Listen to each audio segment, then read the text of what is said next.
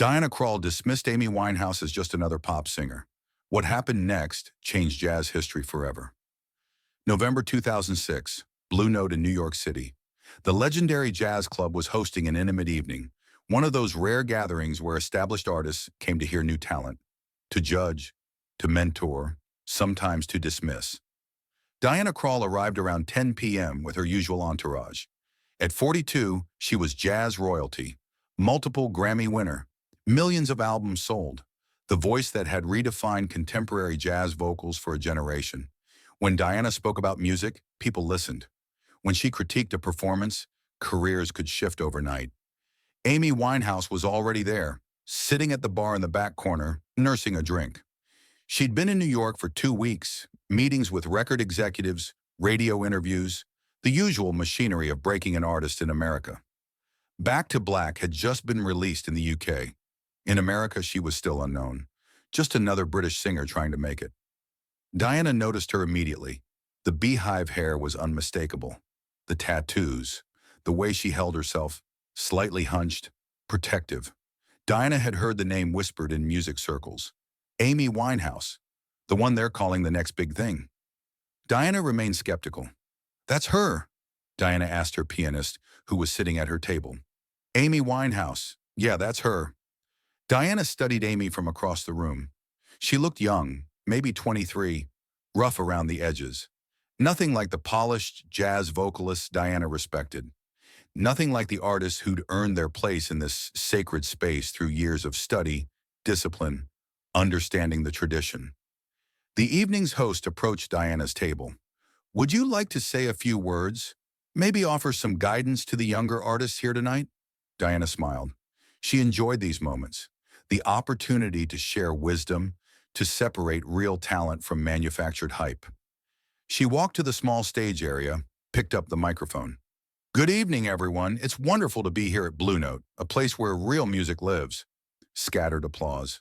"I've been listening to a lot of new artists lately, young singers who think they understand jazz because they've heard a Nina Simone record or two." Her eyes found Amy at the bar. Amy wasn't looking at her, just staring into her drink. But jazz isn't something you learn from records. It's not something you can fake with attitude or style. Jazz requires discipline, understanding, years of study. It requires respect for the tradition, for the masters who built this music with their blood and their lives. The room was quiet, listening. Too many young singers today think they can just show up and call themselves jazz artists. They sing pop songs with a little swing rhythm and think that's jazz. But jazz is about harmonic sophistication. It's about improvisation within structure. It's about understanding chord progressions that most pop singers couldn't even pronounce. Diana's voice carried across the room, authoritative, certain. Real jazz vocals require technical mastery, breath control that takes years to develop, the ability to hear complex changes and navigate them instinctively.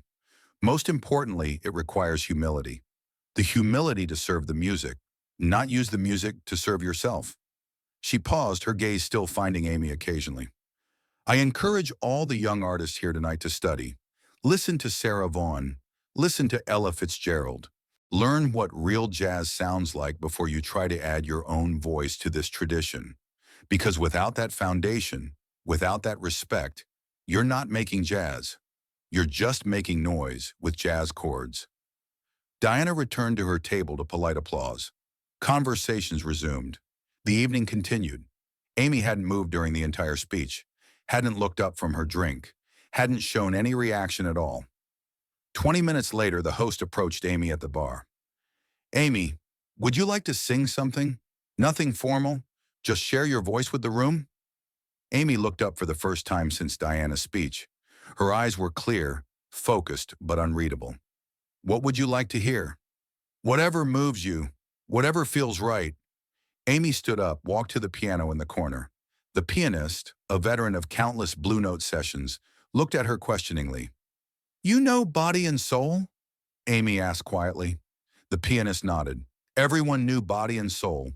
It was jazz standard, written by Johnny Green in 1930, a song that had been interpreted by every great jazz vocalist for 3 generations, a song that separated the genuine artists from the pretenders, because it offered no place to hide, just melody, harmony, and the singer's naked vulnerability. What key? Whatever feels right to you, I'll find it. The pianist started playing, soft, contemplative, setting a mood that was intimate and slightly melancholy, the classic jazz ballad tempo that demanded absolute precision and emotional honesty from the vocalist. Amy stood next to the piano, eyes closed, listening to the introduction. She didn't look at Diana's table, didn't look at anyone, just listened, finding her place in the music. When she started singing, the room changed. Her voice was nothing like what anyone expected. Not the rough, soulful growl from her pop records. This was different. Pure, controlled, technically flawless, but with an emotional depth that made the familiar lyrics sound like they were being sung for the first time. My heart is sad and lonely. For you I sigh, for you dear only. The phrasing was perfect. Behind the beat in some places, ahead of it in others, creating a conversational intimacy that drew every person in the room closer. Her vibrato was controlled but natural. Her breath control was flawless. She held long notes without strain, letting them fade naturally into the silence. But it wasn't the technical mastery that silenced the room. It was something deeper. Amy sang body and soul like she lived every word, like the song had been written about her own heartbreak, her own longing. She found emotional spaces in the melody that even seasoned jazz listeners hadn't heard before. Diana stopped her conversation mid-sentence and stared. When Amy reached the bridge, "I can't believe it. It's hard to conceive it." She improvised around the melody without ever losing the song's emotional core. Her variations were sophisticated, harmonically complex, but they served the lyric, deepened the meaning rather than showing off her technical ability. The pianist, who'd accompanied hundreds of vocalists over his career, found himself playing differently, inspired by Amy's interpretation to find new voicings, new ways to support her phrasing. By the second verse, every conversation in Blue Note had stopped. Waitresses paused with trays in their hands. The bartender stood motionless. This wasn't just good. This was transcendent. Amy's interpretation of body and soul revealed layers in the song that most people had never heard.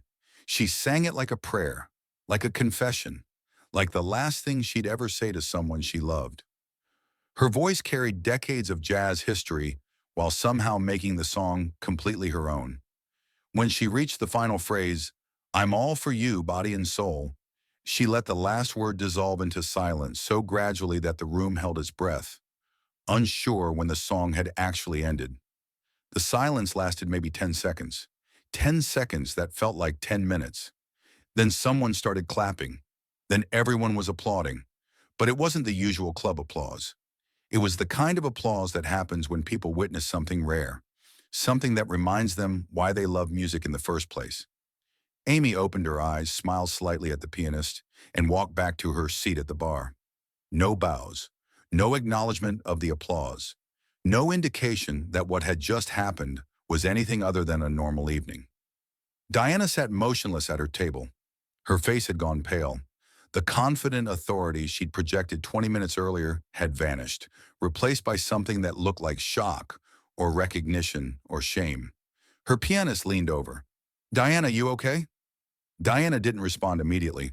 She was still processing what she'd heard, trying to reconcile Amy's performance with everything she just said about young singers not understanding jazz. "That was—" Diana started, then stopped. "I need to talk to her."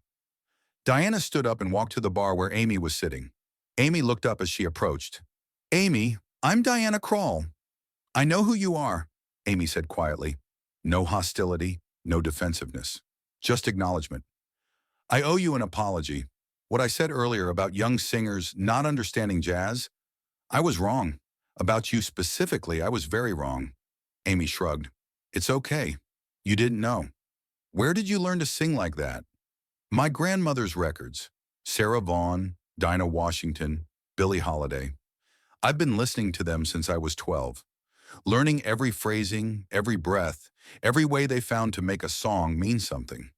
Diana felt something uncomfortable in her chest. Pride mixed with humility, recognition mixed with regret. "You've studied more than most jazz singers I know. Your interpretation of Body and Soul, I've heard that song thousands of times, and I've never heard it sung like that. You found things in it that I didn't know existed. It's a beautiful song, Amy said simply. Deserves to be sung properly. Would you, would you be interested in collaborating on something? I have a studio session next month. Jazz standards, but approached in new ways. Your voice, your interpretation, with proper jazz arrangements. Amy looked surprised for the first time all evening. You'd want to work with me? After tonight? Amy, you don't need to prove you understand jazz. Jazz needs to prove it understands you. They talked for another hour. Diana asking about Amy's influences, her approach to phrasing, her understanding of harmonic structure. With each answer, Diana realized how deeply Amy had studied the tradition, how thoroughly she understood the technical and emotional requirements of jazz vocals. By the end of the conversation, Diana understood something that would change how she thought about music for the rest of her career. Jazz wasn't about defending tradition from newcomers. It was about recognizing when someone brought something genuine and transformative to that tradition. The collaboration never happened. Amy's pop career exploded over the next year, taking her in different directions. But Diana never forgot that night at Blue Note. In interviews afterward, Diana would tell this story with a mixture of humility and wonder. I prejudged her based on her image, her age, her success in pop music. Diana said in a 2012 interview with Jazz Times magazine, I assumed she was just another young singer trying to add some jazz credibility to her image. Then she sang Body and Soul, and I realized I was witnessing something I'd never seen before. Complete technical mastery combined with emotional authenticity. She understood jazz better than singers who'd been studying it for 20 years. Did you feel embarrassed about your initial comments? Mortified, Diana admitted. I'd essentially lectured her about respecting jazz tradition, then watched her demonstrate a deeper understanding of that tradition than I had. It was a lesson in humility I'll never forget. What did that night teach you about judging young artists? Diana was quiet for a moment. It taught me that real artistry doesn't always look the way you expect it to look. Amy didn't dress like a jazz singer, didn't talk like a jazz singer, but when she opened her mouth, she was jazz, pure and simple. That night changed how I listen to new artists. I don't judge the package anymore. I listen to the music. When Amy died in 2011, Diana was devastated. She'd lost a friend, but more than that, she'd lost one of the most naturally gifted jazz vocalists of her generation. At Amy's memorial service, Diana performed Body and Soul, but before she sang, she told the story of that night at Blue Note. Amy taught me that jazz doesn't belong to any generation, any look, any background.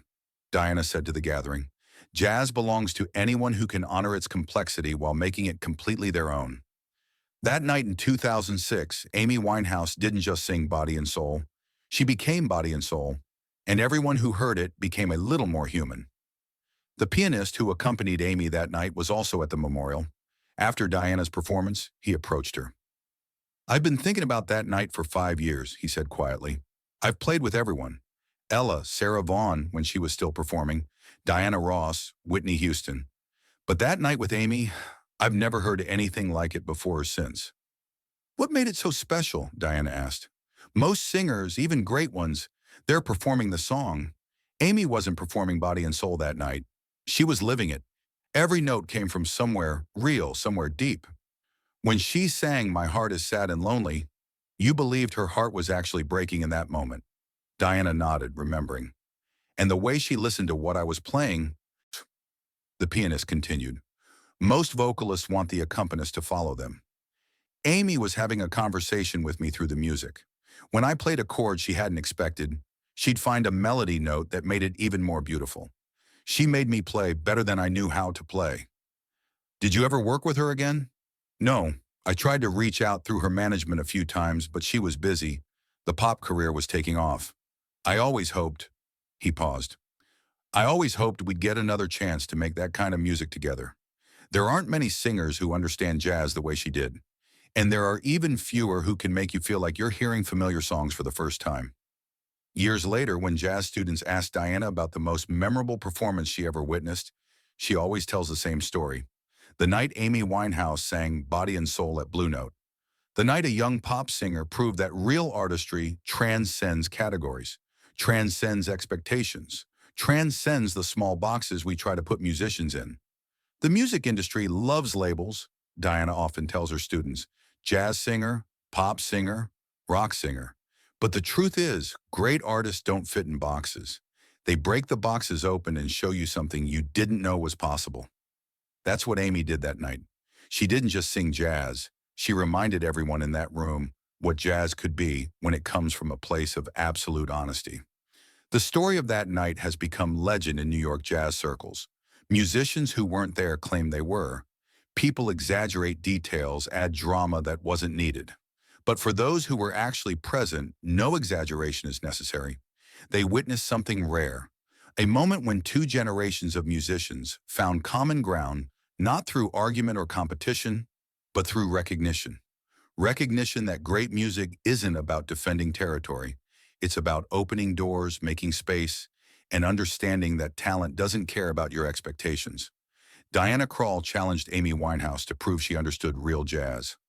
What happened next wasn't just a performance.